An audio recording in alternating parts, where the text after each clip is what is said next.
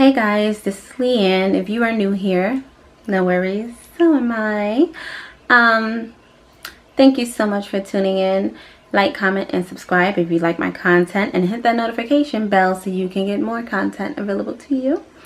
Now today I am coming here to talk about a DIY deep conditioner that I have been using since I transitioned from relaxer to natural. This conditioner is geared towards moisturizing your hair. So if you have an issue with your hair being dry, then this deep conditioner may do wonders for you. Again, everybody's hair is different, so what works for me may not work for you, but it doesn't hurt to try it. We all have there's plenty of products out there that's over the counter that work wonders for your hair. But if you are natural and you have been inside drugstores, Target, Walmart, you've gone inside the natural hair product section, then you see how expensive those are compared to other products, okay?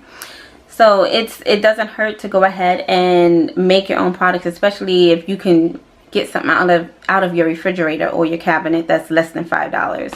Why not? Now, I do want to touch on something before we get into the video.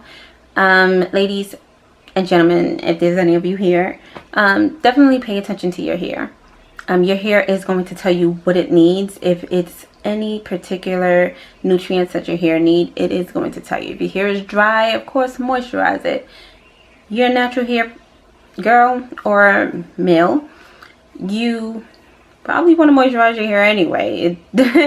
we don't retain moisture too well. Our hair gets very dry.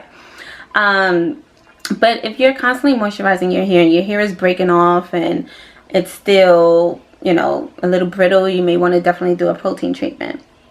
I am going to say be careful when it comes to protein treatments, okay? Because yes, protein treatments are made to strengthen your hair. However, you can put too much protein in your hair. Yes, your hair is going to retain the protein that it needs. It's going to retain any nutrients that it needs automatically when you put it in your hair. But if you're if your hair is already strong and you're still putting that stuff on your hair, you're going to overprocess it. It's going to become straw-like to where it's going to end up getting brittle anyway. And anytime you try to do anything with your hair, you're going to notice that it starts breaking off. Your ends may not even be split, but your hair will start breaking off because it's over processed with protein. And a lot of ladies are not aware of that. We use natural hair products that's definitely good for us, such as coconut oil, olive oil, avocado, and those products work wonders. But again, be careful because products such as coconut oil is high in protein, and I had to learn the hard way. Again, what works for you may not have just worked for me.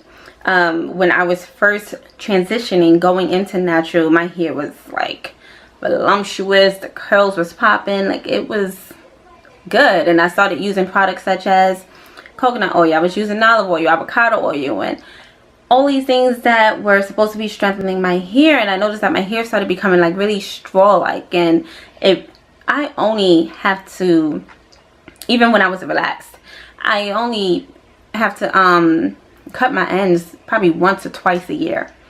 Okay, I would go to the beauty salon and they were like, oh, your ends do not need to be cut. And if any of you know, if you go to the salon, they're pretty quick to trim your ends. But my hair really ever needed to be trimmed.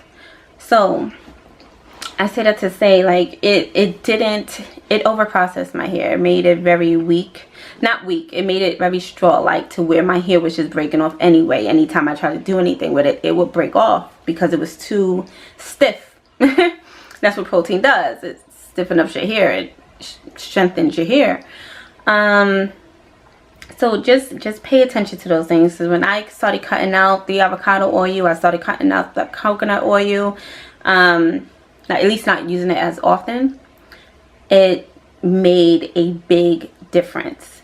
And I'm saying this because I just came across a comment on Instagram where a young lady stated that it's not possible for you to put too much protein in your hair. The word she used was actually over proteinize your hair. For me, it is. I don't know about for anyone else, but for me, it is. So again, pay attention to your hair.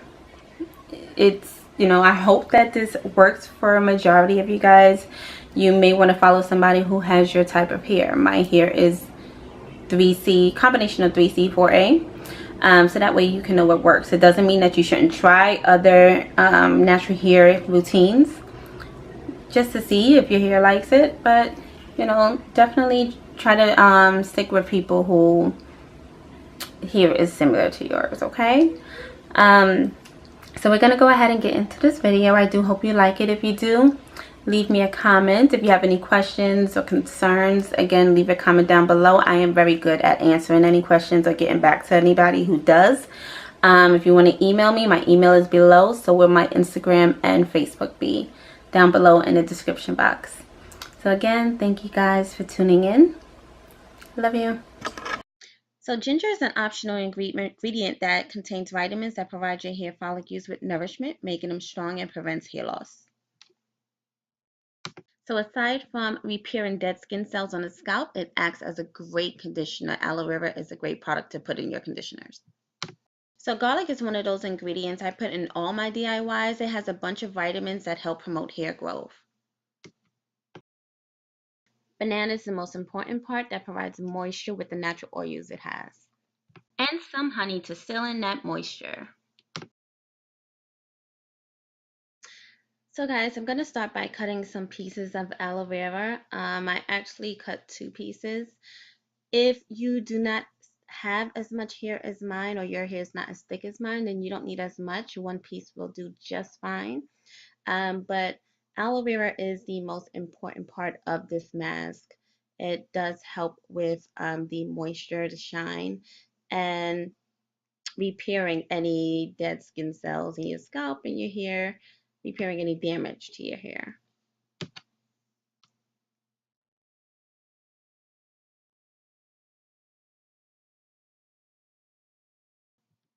Guys, aloe vera is a product that you can use for your face as well. I tend to use it whenever I have breakouts that leave pigmentation or marks on my face. Aloe vera works great for that and helps it heal really fast. Okay, so this is the piece of ginger that I cut off of the ginger root. I did cut it up again to put inside my blender. I suggest to you guys to please go ahead and blend it as much as you can if you're able to, because the ginger is the ingredient that does have a hard time smoothing up. I did go ahead and use 2 cloves of garlic. I cut those up too, so I won't have chunks of garlic and ginger inside of my hair when I go to put it in my hair. I try to cut it up as much as I can so that way I can have a smooth consistency when I do put it in my hair. And here we go with the bananas, the most important ingredient in the bunch. All right, so I did go ahead and add 2 bananas. You do see that my hair is a little thick and it's long, so I use more ingredients than most may have to. So if you don't need that much, you'll be able to see by the end of this exactly how much this makes from me using 2 bananas, 2 garlic cloves. And if you don't need that much, I would go ahead and cut the ingredients in half. In regards to the honey, you want to limit the honey because if you put too much, the conditioner, it will end up being a little bit sticky even when you go to rinse it out, because I do not rinse this out of my hair. I mean, I don't wash it out of my hair. I actually rinse it out. So when I'm rinsing it out, I do expect like all of the chunks and everything to be out. I'm not washing this. I am leaving this in, and then afterwards, for me right now, I am doing hot oil treatments as well. That's why you did not see me put any oil inside this mask. Typically I would either put shea butter or olive oil, or jojoba oil. Those are my 3 go-tos, and then after that it will be castor oil. But I didn't put any in here because I am doing a hot oil treatment after the deep condition.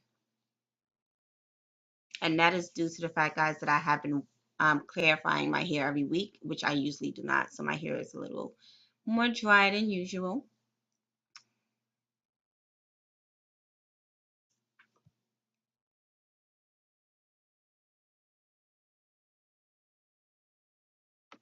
All right, so I do have a little cup. I did get this little glass jar from, I believe I got this from Family Dollar.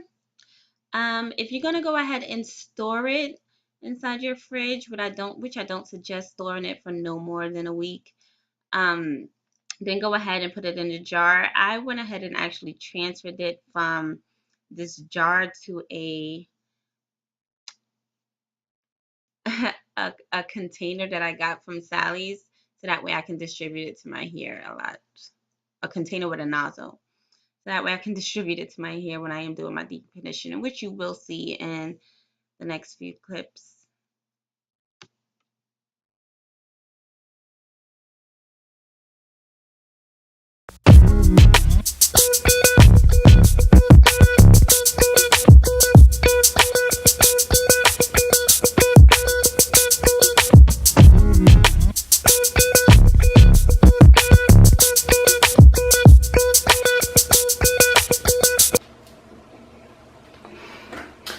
So as you guys can see, I went ahead and put it inside a applicator bottle.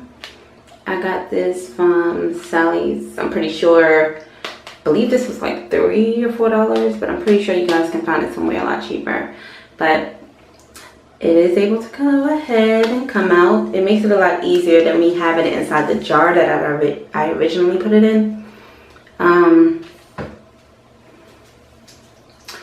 So you might want to do that. If you're okay with having it in a cup or a jar after you know, put it all together, then that's on you guys.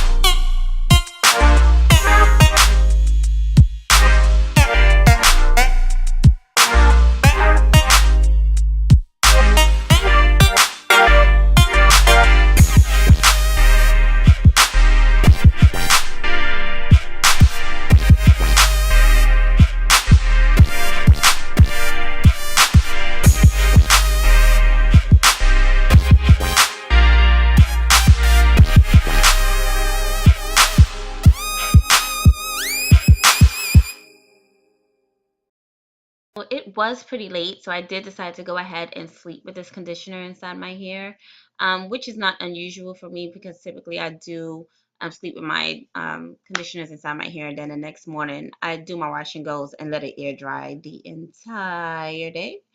So this is wasn't anything different for me. So if you have a heated dryer and you have the time, definitely go ahead and sit under that dryer. But otherwise, if you don't mind sleeping with deep conditioner in your hair overnight, you can do that as well. Okay, my love. So here it is the next day. I have washed the conditioner out, and this is how my hair looks, nice and moisturized. Okay. I will be styling it, and I will put that link inside the description box of how I styled my hair. That will be my next video. So until next time, thank you guys for watching.